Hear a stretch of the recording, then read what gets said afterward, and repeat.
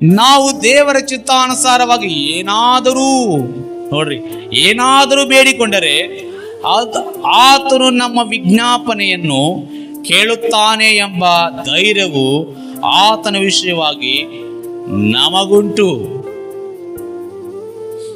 ಆತನ ಚಿತ್ತಾನುಸಾರವಾಗಿ ನಾವು ಏನಾದರೂ ಬೇಡಿಕೊಂಡ್ರೆ ಅದು ಆತನ ಕೇಳ್ತಾನೆ, ಆತನ ಸನ್ನಿಧಾನಕ್ಕೆ ಮುಟ್ಟುತ್ತದೆ, ಬೇಕಾದದನ್ನು ಹೊಂದ್ಕೊಳ್ಳಿಕ್ಕೆ ಸಾಧ್ಯವಾಗುತ್ತದೆ. ಅದಕ್ಕೆ ನೀವು ಪ್ರಾರ್ಥನೆಯಲ್ಲಿ ಕೂತ್ಕೊಂಡಾಗ, ಪ್ರಾರ್ಥನೆಯಲ್ಲಿ ಏನಾದರೂ ನೀವು ಕೇಳುವಾಗ, ನಾನು ಕೇಳುವುದು ದೇವರ ಚಿತ್ತದಲ್ಲಿ ಸರಿಯಾಗಿರುತ್ತೋ, ನಾನು ಬೇಡುತ್ತಿರುವಂಥದ್ದು ದೇವರ ಚಿತ್ತಕ್ಕೆ ಅನುಗುಣವಾಗಿರುತ್ತೋ ಎಂದು ಪರೀಕ್ಷೆ ಮಾಡಿಕೊಂಡು ನೀವು ಕೇಳುವಾಗ, ದೇವರ ಚಿತ್ತದಲ್ಲಿರುವಂಥದ್ದು ನೀವು ಬಯಸುವಾಗ ನಿಮಗದು ಕೊಡಲ್ಪಡುವುದಕ್ಕೆ ಸಾಧ್ಯ, ನಿಮಗದು ಸಿಗುವುದಕ್ಕೆ ಸಾಧ್ಯ. ದೇವರ ಚಿತ್ತಾನುಸಾರವಾಗಿ ಬೇಡಿಕೊಂಡಂಥವರ ಬೇಡಿಕೆಗಳು, ಪ್ರಾರ್ಥನೆಗಳು ಕರ್ತನ ಸಮ್ಮುಖದಲ್ಲಿ ಆಲಿಸಲ್ಪಡುತ್ತವೆ.